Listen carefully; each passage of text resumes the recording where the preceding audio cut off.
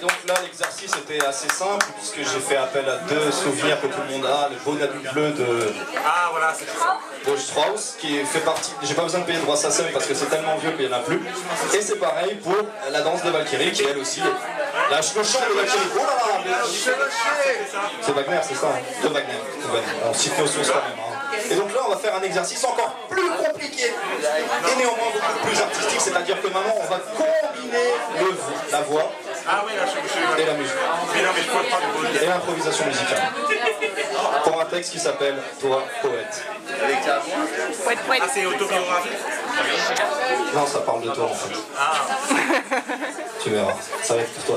T'as fallait pas attirer l'attention de cette émission. C'est pour toi ce texte. Donc, c'est moi qui commence ou c'est toi qui commence? C'est toi qui commence. C'est elle qui commence alors.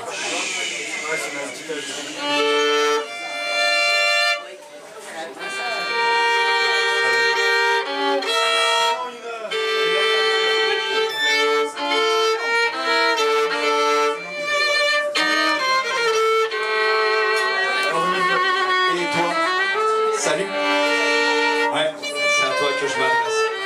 Sans faire acte de maladresse, pour un brin de délicatesse, un soupçon de tendresse. Pour ton sourire, aux mille visages que j'envisage en mille figures, je dévisage entre toi et moi une rencontre de bonne augure. C'est toi que je vois, je te regarde. Baisse les armes, ouvre le cœur. Je viens en ami, on va faire copa. En fait, je suis là, à tes côtés. Là où l'avenir est notre royaume. Je viens pour parler de nos âmes, alimenter nos flammes, parlementer de nos sublimes et faire fuir nos flemmes. Car c'est toi que je vois. Et à travers toi, je vois la trace de tes pas semblables à l'envoi d'un message, un appel. Allez-moi. Je veux te croire. Quand tu suscites mon désir de cœur à cœur, de corps à corps, comme un accord, comme un corps de chair unique. Mais cela est une fausse note cynique qui vient casser ce fil harmonique. Ton plaisir, parle semblant de ce que tu désires. Ne laisse de toi que des préjugés, en gestes, des mesures qui d'un coup dur marquent une césure entre la bonne mesure. Alors le corps cède à l'usure. Remercie le spleen. Hashish, opium. Hashish, opium.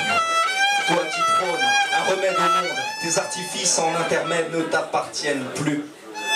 Tu n'interprètes plus rien, tu as sacrifié la vérité, scarifié la vérité, elle qui n'a rien mérité, ni ton orgueil, ni ta vanité. Mais chacun de tes élans de vérité nuancera toute ma sévérité, car le vrai est une quête, le sensible une requête, et quand on quitte d'être vivant de cette même vérité, t'acquitte de toute culpabilité. L'amour sincère t'inonde, vient la quiétude, vient la tranquillité. Puis revient toute vive cette beauté, celle qui s'appelle, encore une fois, t'interpelle pour une aventure haute en couleur, se hâtant avec allure, douceur et candeur. Tu peux alors prendre peur de cette hauteur vertigineuse.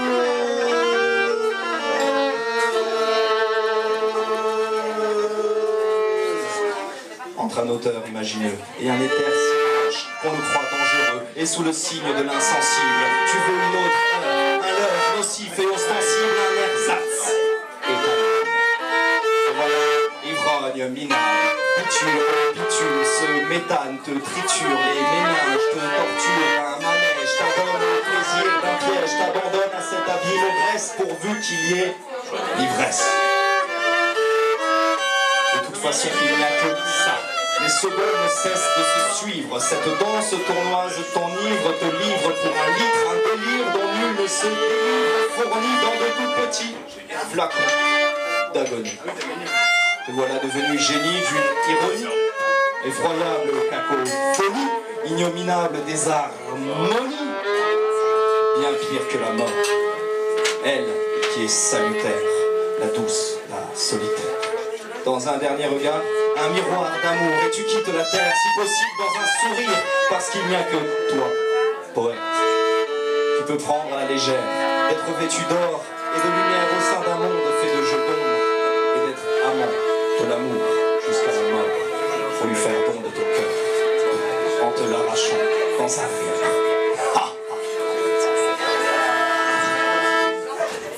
Merci.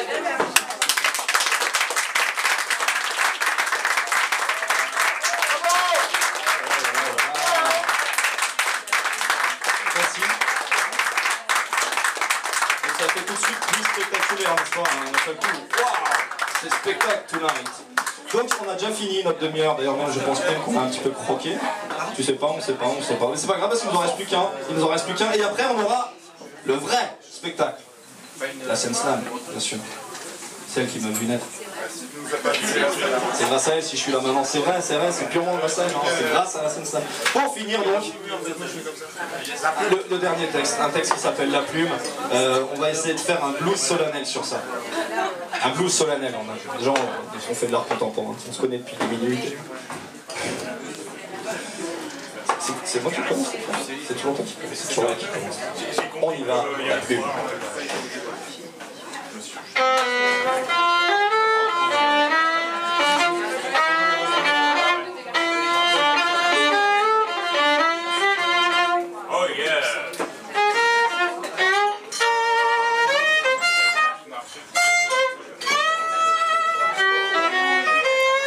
Pas plus tard que l'autre jour, j'étais en quête matérielle et je fouinais les alentours pour des outils providentiels.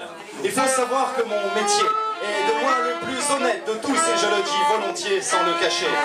C'est moi, poète. Et me voici donc à la quête de la page immaculée, un beau papier vraiment très chouette avec son grain folliculé, du papier peint en gros rouleau. Grandement mon affaire, il fallait aussi le stylo pour vraiment entamer le verre. Faire que le verre prolifère, faire que les mots deviennent des phrases, faire que l'humain devienne plus fort avec le faux croiser le fer. Un magasin d'antiquités attira soudain mon regard, séduit par l'étonnante beauté de ces objets pleins de mémoire. Des muses, j'avais la faveur, à peine entré dans la boutique, je trouvais soudain mon bonheur et la chose était mystique. Dans un écran beau et digne de la couronne d'Angleterre, dormait une plume, signe d'être sur la bonne affaire. J'imaginais la somme avide qu'un tel présent pouvait coûter, au fond de mes poches vides, Fleurette se laissait compter. Alors j'y allais au culot et demandais c'est combien cette espèce de camelot et ces grands verres de gens de bien.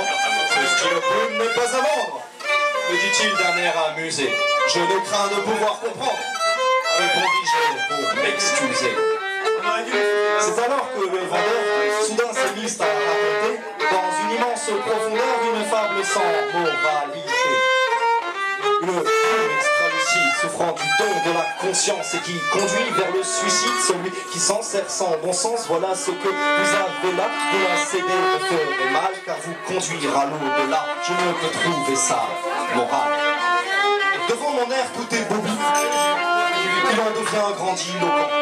Si écrirez votre hobby, une phobie frappera quand les vérités sortiront nues, vous poussant à tout dénoncer, tout dire dans un parler si cru que le moindre mot prononcé vous conduirait à l'échafaud, puisque ces mêmes vérités vont à l'encontre des propos de ceux qui ont tout intérêt. Et si vous ne voulez vous taire, alors on le fera pour vous, c'est avant vous le payer cher, on la main au rendez-vous.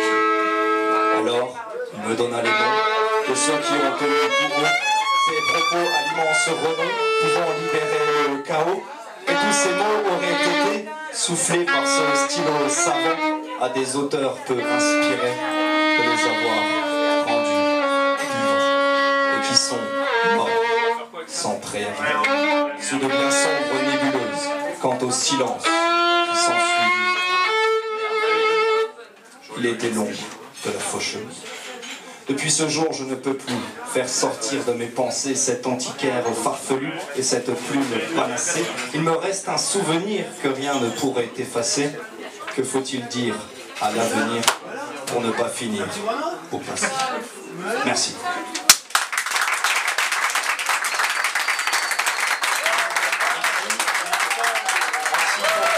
Merci beaucoup.